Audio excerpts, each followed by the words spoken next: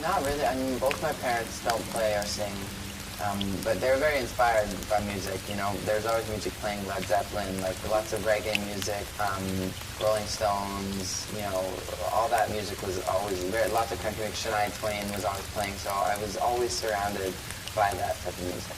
Yeah, definitely. I mean, especially when I go there, it's nice to be Mendes, very patriotic, which is beautiful. I think I remember Shania Twain being like the first album I bought. I don't remember it was the one with the I just thought the songs were all catchy. I used to know the lyrics to every song, so they were just very exciting for me to listen to. Maybe like 9. I listened to a lot of just pop music and kind of everything, you know. I was all over the place. I listened to a lot of Eminem, and I listened to Bruno Mars, Justin Bieber, Shania Twain, you know, Led Zeppelin. It was all over the place. Guitar, well, piano was the first that I got, but I learned guitar before piano. I just wanted to be able to play it, and then I got one, and I never played it, and then I got a guitar, and I played the guitar, and then I started learning piano about a year ago. It looked cooler, and I thought it sounded cooler, and it was easier for me to understand at first, and I liked Ed Sheeran a lot.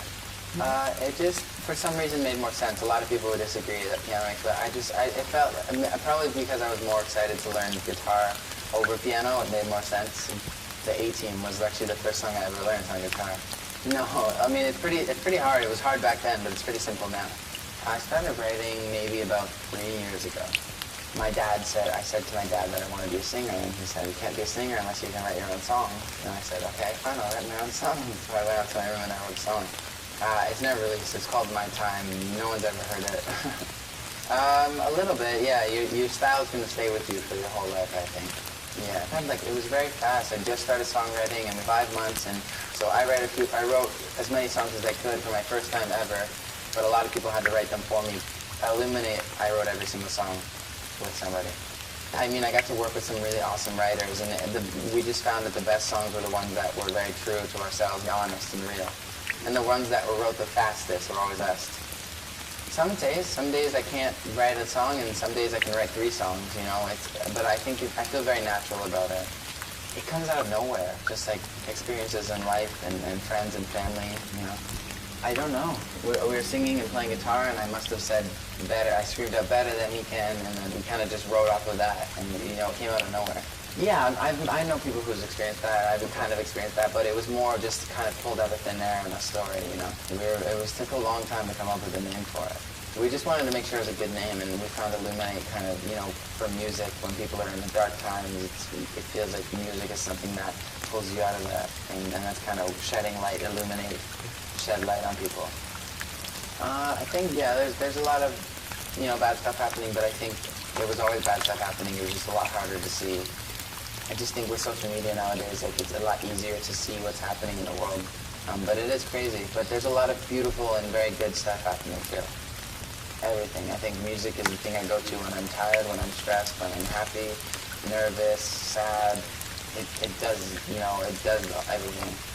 It's very fun. I mean, it's a lot of work. It's a hard work, and you work a lot of hours, and you're away from home, but it's very fun. I get to do very good things. Like, I get to go perform on stage in front of 14,000 people in a couple hours.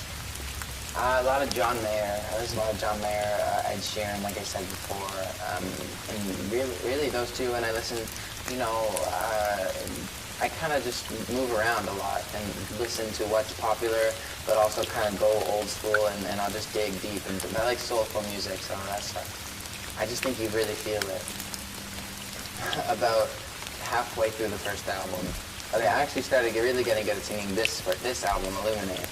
It just takes time to learn. It's like a muscle, it grows, you know.